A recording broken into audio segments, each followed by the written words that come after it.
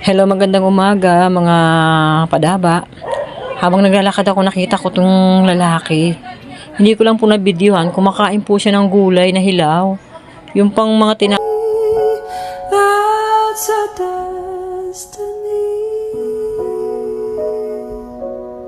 It all. That's a destiny. tinanong ko siya kung ilang taon na. Sabi niya 12 years old daw siya. Parang nawala na siya ng sariling katinoan. Kasi bata pa siya, oh. Mukhang mga 20 lang. Taga Baseco daw siya.